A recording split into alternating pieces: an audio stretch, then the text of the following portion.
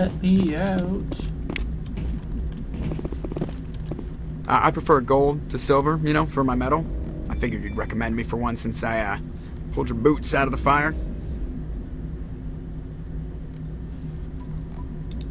Saving my boots from burning lava is part of your job, Joker. We don't give medals to soldiers for doing their jobs. That figures. Just get me a nice card and a cake. No coconut, though. I hate that crap. So, Commander, why don't you tell me why you're really here? I like to know my crew. Mind if I ask you a few questions? I can see where this is going. You did a background check on me, didn't you? Well, I'll tell you the same thing I told the captain. You want me as your pilot. I'm not good. I'm not even great. I am the best damn helmsman in the Alliance fleet. Top of my class in flight school, I earned that. All those commendations in my file, I earned every single one. Those weren't given to me as charity for my disease. What are you talking about? Are you sick? You mean you didn't know? Oh, crap. Okay, I've got Vrolik syndrome, brittle bone disease. The bones in my legs never develop properly. They're basically hollow, too much force and they'll shatter. Even with crutches and my leg braces, it's hard to get around. One wrong step and crack! It's very dramatic, but I've learned to manage my condition, Commander. Put the Normandy in my hands and I'll make her dance for you. Just don't ask me to get up and dance unless, you know, you like the sound of snapping shin bones. Yep, I came back, but I'll probably be ending the stream here soon. I gotta go to bed. It's almost 11. Why does everyone call you Joker? It's a lot shorter than saying Alliance Flight Lieutenant Jeff Moreau. Plus, I love to make little children laugh. You're dodging the question. Look, I didn't pick the name. One of the instructors in flight school used to bug me about never smiling. She started calling me Joker, and it stuck. Why didn't you ever smile? Hey, I worked my ass off in flight school, Commander. The world's not gonna hand you anything if you go around grinning like an idiot. By the end of the year, I was the best pilot in the academy, even better than the instructors, and everybody knew it. They'd all got their asses kicked by the sickly kid with the creaky little legs. One guess who was smiling at graduation?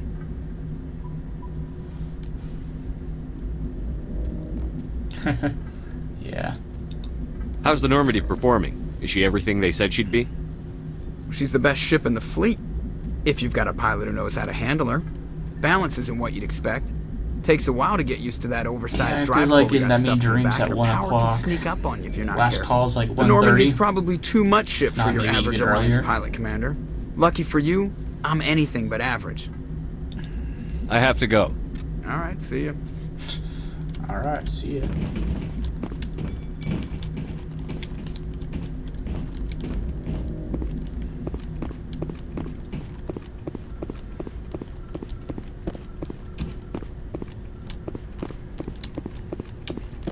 Salute me, man. Salute me. There you go.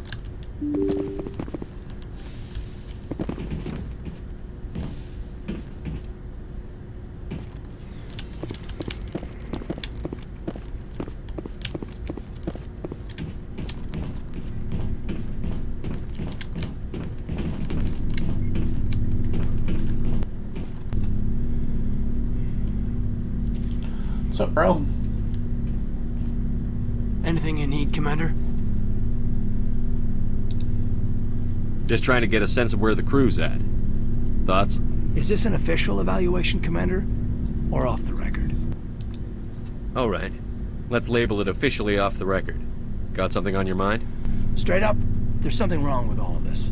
This Saren is looking for records on some kind of galactic extinction, but we can't get backup from the Council? Sorry, Commander. There's writing on the wall here, but someone isn't reading it. We'll get things done. I'd rather operate independently than have the brass on our backs anyway. I hear you. It just seems like a group that's been around as long as the Council should see this coming. Sorry if I got too informal. Protocol wasn't a big focus back in Bot. Tell me about it. Biotic acclimation and temperance didn't last past the airlock. To the kids they hauled in, it was brain camp. Sorry, hauled in is unkind. We were encouraged to commit to an evaluation of our abilities so an understanding of biotics could be compiled. There are worse results of accidental exposure to Element Zero in the womb. Beats the brain tumors some kids grew up with. Seems like you beat the odds. How many didn't make it? Out of 100, maybe 60 have no effect. 30 suffer adverse effects, little things like brain cancer. Little things like The other brain 10 cancer. show enough ability to augment with implants. Not always permanent, though. Not like the cancer. Next thing you know, you're out on Jump Zero. And how's a kid supposed to deal with that? A station at the edge of human space. Jump Zero's a long way from home. What was it like? The Grand Gateway to Humanity looks a lot better in the vids. But that's my own baggage, Commander. No bearing on this.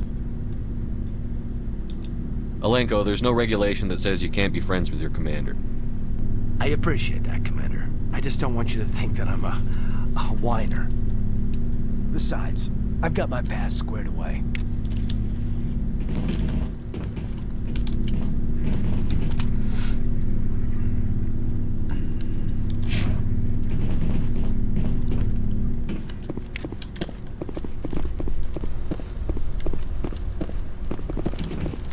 No one's asleep. Okay.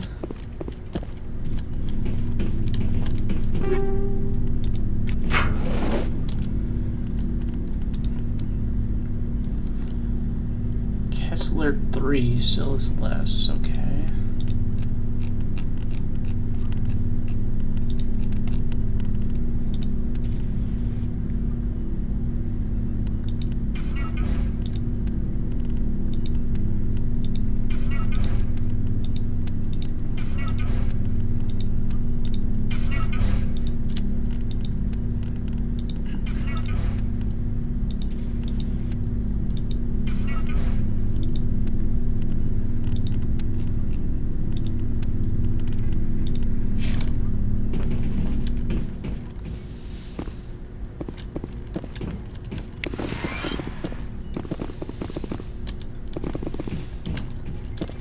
Yes, Commander? Is there something you need? How well do you know the lieutenant? I'd never worked with him before this mission. But he has an impressive service record. Tends to keep to himself, though. Maybe because of the headaches. It's not easy being an L2. I should go. Goodbye, Commander.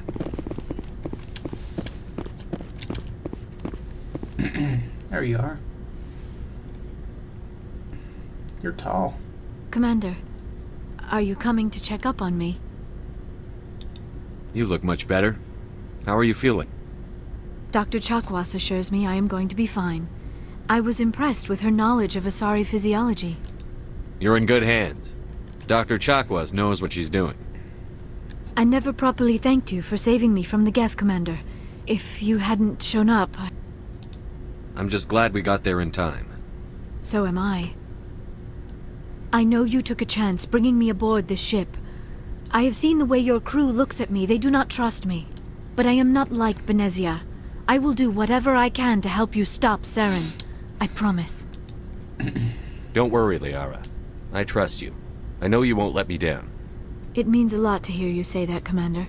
Thank you. Tell me about yourself, Liara. Me? I am afraid I am not very interesting, Commander. I spend most of my time on remote digs, unearthing mundane items buried in long-forgotten Prothean ruins. Sounds dangerous. And lonely.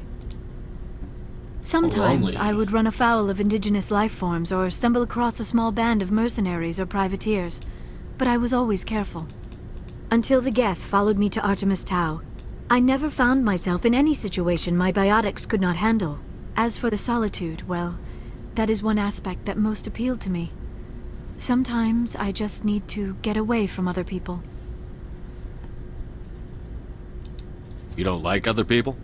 I suppose it comes from being a matriarch's daughter. People expected me to follow in Benezia's footsteps. They wanted me to become a leader of our people.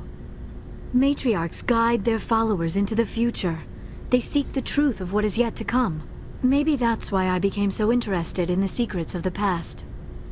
It sounds so foolish when I say it out loud.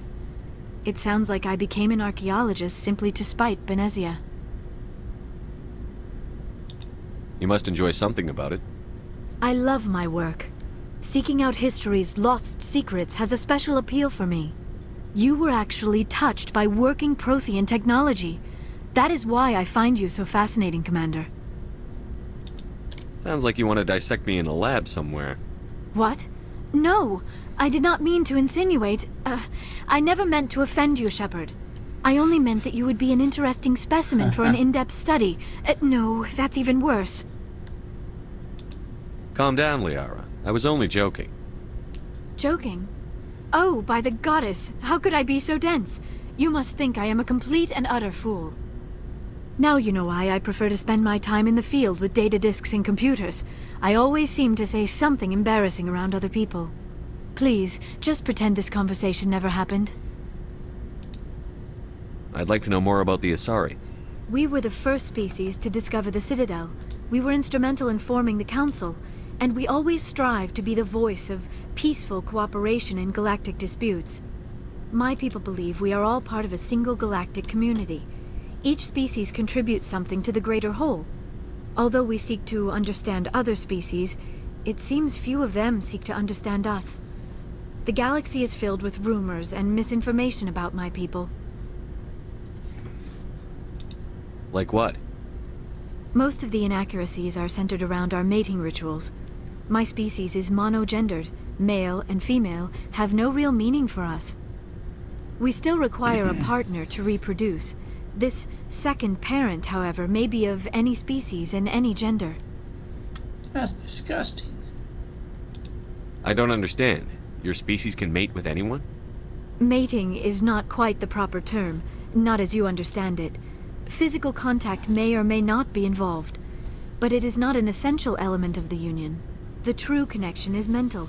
Our physiology allows us to meld with other beings.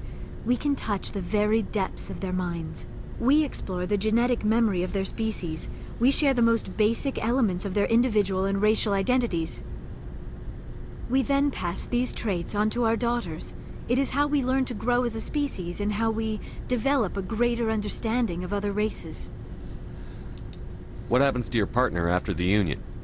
Every relationship is different. Some unions are a single encounter with both parents parting ways afterwards. Others can be more long-term. Sometimes an Asari and her partner will stay together for many decades. Do you know who Matriarch Benezia chose as her partner? She rarely spoke of her partner. Though I know my father, if you want to use that term, was another Asari. I thought you always needed another species to serve as one of the parents. Think about it, Shepard.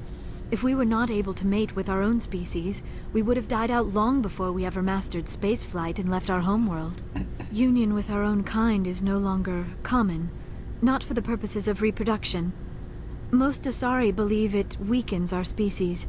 Asari daughters inherit racial traits from the father species. If both parents are Asari, then nothing has been gained, or so conventional wisdom would hold. I am what is sometimes called a pureblood. Pureblood no is Asari bad, would ever be huh? cruel enough to say the word to my That's face. interesting. It is a great insult among my people.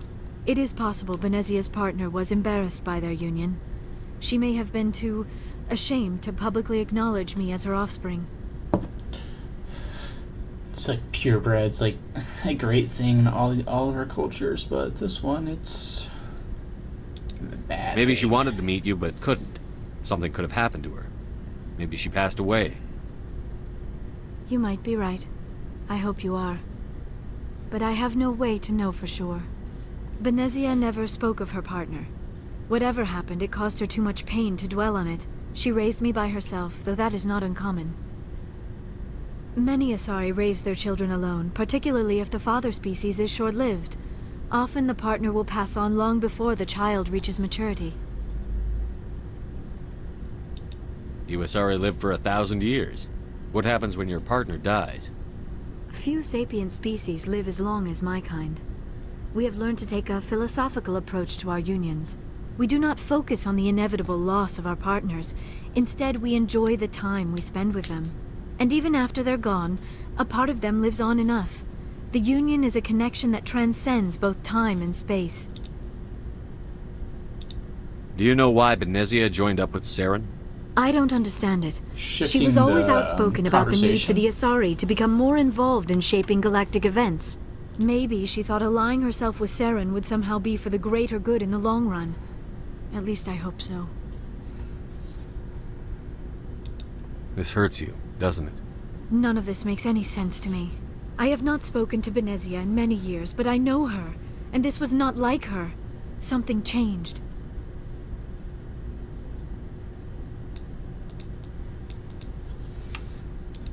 I should go. Goodbye, Shepard. Goodbye.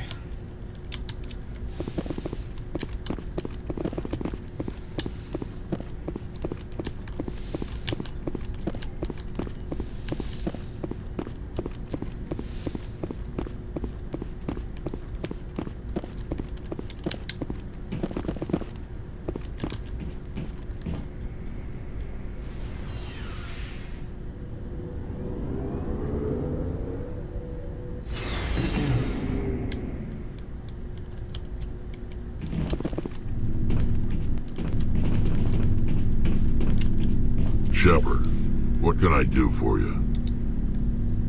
What's your story, Rex? There's no story. Go ask the Quarian if you want stories. You Krogan lived for centuries. Don't tell me you haven't had a few interesting adventures. Well, there was this one time the Turians almost wiped out our entire race. That was fun. I heard about that. You know, they almost did the same to us. It's not the same. It seems pretty much the same to me. So your people were infected with a genetic mutation? An infection that makes only a few in 1,000 children survive birth? And I suppose it's destroying your entire species? Yeah. I suppose it isn't all the same. I don't expect you to understand, but don't compare humanity's fate with the Krogan. Sorry, Rex. I wasn't trying to get you upset. Your ignorance doesn't upset me, Shepard. As for the Krogan, I gave up on them long ago. The genophage infected us, but it's not what's killing us. So long, Rex. Shepard.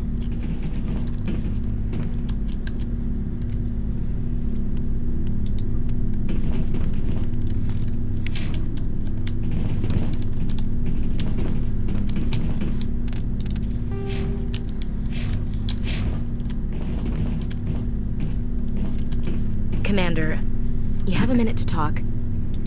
I keep an open door policy. If you have any concerns, lay them on me. All right. I know things are different aboard the Normandy, but I'm concerned about the aliens, Vakarian and Rex. With all due respect, Commander, should they have full access to the ship? They may not serve the Alliance, Chief, but they're allies. At least as far as Saren goes. This is the most advanced ship in the Alliance Navy. I don't think we should give them free rein to poke around the vital systems. Engines, sensors, weapons. You don't trust the Alliance's allies? I'm not sure I'd call the Council races allies. Oh. We, humanity, I mean, have to learn to rely on ourselves.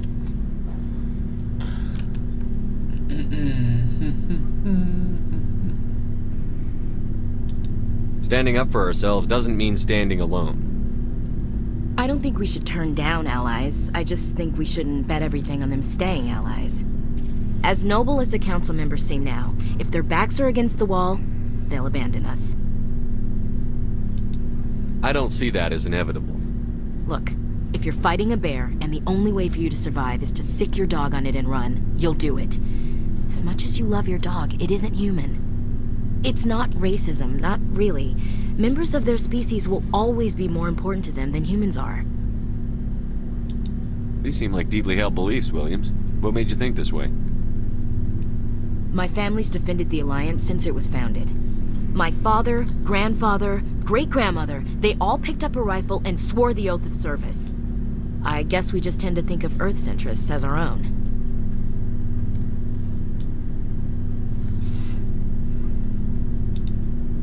All right. I can see where your concerns are coming from, Williams. But this is a multilateral mission. You're going to have to work with aliens, like it or not. It won't be a problem, Commander. You say jump, I say how high. You tell me to kiss a Turian, I'll ask which cheek. Would you kiss anyone I ordered you to? That depends, sir. If you ordered me to kiss a superior officer, that would be a violation of the regs concerning fraternization. That would make it an illegal order.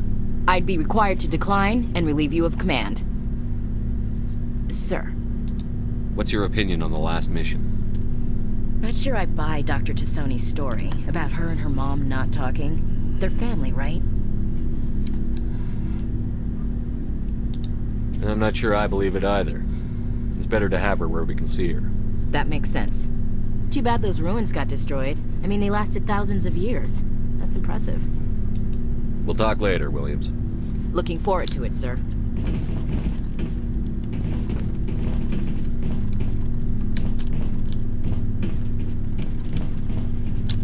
Commander, nice work out there. I knew working with the Spectre would be better than life at CSEC. Have you worked with a Spectre before? Well, no, but I know what they're like. Spectres make their own rules. You're free to handle things your way. At CSEC, you're buried by rules. The damn bureaucrats are always on your back. For the most part, the rules are there for a reason. Maybe. But sometimes it feels like the rules are only there to stop me from doing my work. If I'm trying to take down a suspect, it shouldn't matter how I do it, as long as I do it. But CSEC wants it done their way. Protocol and procedure come first. That's why I left. So you just quit because you didn't like the way they do things? There's more to it than that. It didn't start out bad, but as I rose in ranks, I got saddled with more and more red tape. CSEC's handling of Saren was typical. I just couldn't take it anymore. I hate leaving. I hope you made the right choice. I'd hate for you to regret it later. Well, that's sort of why I teamed up with you. It's a chance for me to get off the Citadel, see how things are done outside CSEC. Either way, I plan to make the most of this. And without CSEC headquarters looking over my shoulder, well, maybe I can get the job done my way for a change. Sounds good to me. As long as you do your job well, you're free to go about your business as you see fit. Thank you, Commander.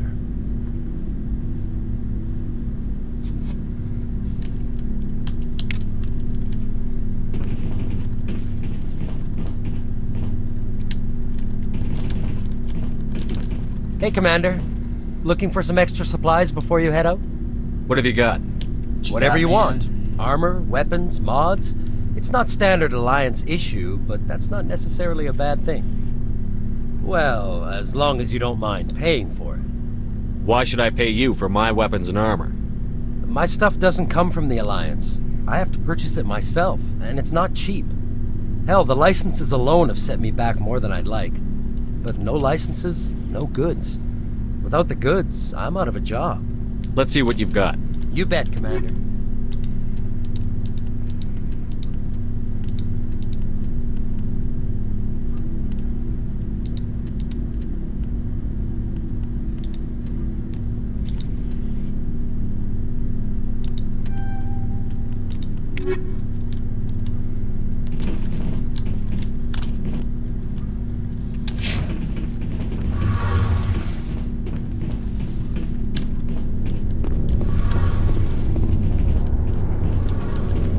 Your ship's amazing, Shepard. I've never seen a drive core like this before. I can't believe you were able to fit it into a ship this small. I'm starting to understand why you humans have been so successful. I had no idea Alliance vessels were so advanced. The Normandy's a prototype. Cutting-edge technology. A month ago, I was patching a makeshift fuel line into a converted tug ship in the flotilla. Now, I'm sitting on board one of the most advanced vessels in Citadel space. I have to thank you again for bringing me along. Traveling on a vessel like this is a dream come true for me. I had no idea you found ship technology so interesting. It comes with being a Quarian. The migrant fleet is the key to the survival of my people. Ships are our most valuable resource. But we don't have anything like this. We make do with cast-offs and second-hand equipment. We just try to keep them running for as long as we can. Some of the fleet's larger vessels date all the way back to our original flight from the Geth. I can't believe your fleet's still using ships that are 3 centuries old. They're constantly being repaired, modified, and refitted. They aren't pretty, but they work. Mostly. Mostly. We've tried to make ourselves as independent as possible on the flotilla. Grow our own food, mine, and process our own fuel.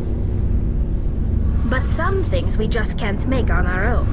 A patch to maintain the hull integrity requires raw materials we just don't have. That's why our pilgrimages are so important. I want to know more about the Geth. I doubt I can tell you anything you don't already know. It's been almost 3 centuries since they drove my people into exile. All I know is the story of their origins. What they were when we created them, and how they turned on us. Interesting. The Geth were originally created to serve as an automated manual labor force. Initially, their intelligence was as limited as any VI. Over time, we made small modifications to their programming to allow them to perform more varied and complex tasks, bringing them closer and closer to true AI status. How come the Council didn't step in and stop you? This wasn't true AI research. We may have been skirting the bounds of the law, but we never did anything that was actually illegal. The changes were so insignificant, so gradual, that we were able to control them. Or so we thought. But one thing we underestimated was the power of the neural network. 1 million Geth thinking simultaneously created an inherently unstable matrix. So, the Geth share brain power? Many of the Geth's logic systems were designed to work in concert with other nearby Geth. Basically, the more of them you have in the group, the smarter they are. So there's some sort of group consciousness? No, nothing like that. They cannot share sensory data or information. Their programming cannot handle that much simultaneous input. Each Geth maintains an individual awareness and identity. The neural network only operates on a process-based level. It's basically the synthetic equivalent of a subconscious. But when they're in close proximity, they can coordinate low-level functional processes, freeing up more capacity for original or independent thought. What made them rebel? As we built more and more Geth, their effective intelligence became more sophisticated, more abstract. One day, a Geth began to ask its Quarian overseer questions about the nature of its existence. Am I alive? Why am I here? What is my purpose? As you can imagine, this caused a near panic among my people. What did you do? It was inevitable the newly sentient Geth would rebel against their situation. We knew they would rise up against us, so we acted first. A general order went out across all Quarian-controlled systems to permanently deactivate all Geth. The Geth responded to this order violently. You can't blame them for fighting for their survival. We had no other choice. The Geth were already on the verge of revolution. By acting quickly, we had a chance to end the war before it began. The hope was that most of the Geth would still be little more than machines, incapable of organized resistance. But they had progressed much further than anyone anticipated. The war was long and bloody. Millions upon millions of Quarians died at their hands. In the end, we were forced to flee our own homeworld. We feared the Geth would pursue us, but they never came beyond the Veil. Now we drift through space, exile, searching for a way to reclaim what was once ours.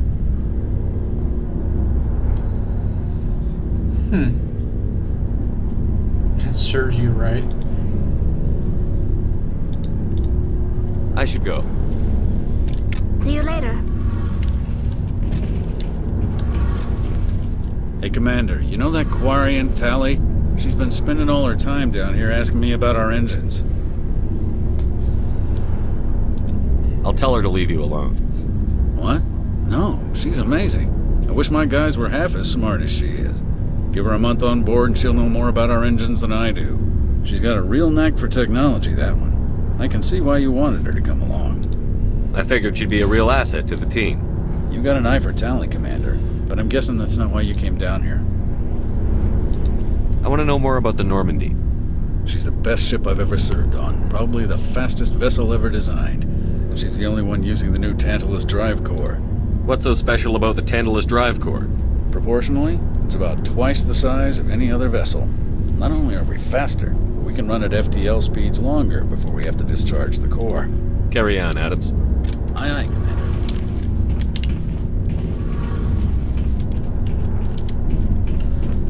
Alright. Probably gonna be it for tonight. Yep. Cool. Go ahead and save this up.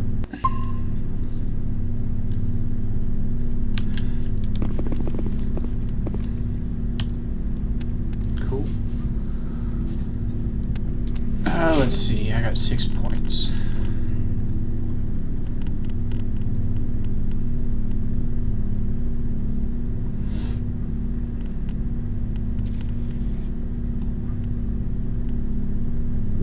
Medium armor with that.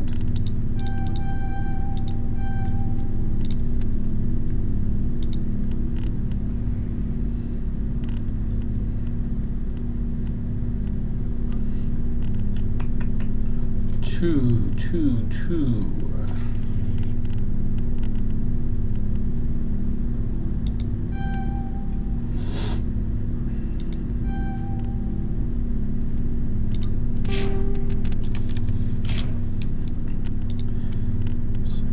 Medium armor now.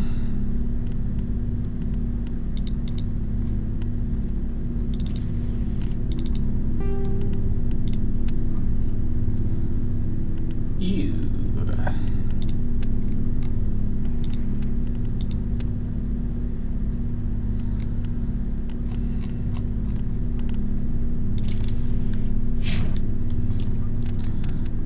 Go ahead, save it over that. Cool. We'll call it a night. Thanks everyone for watching.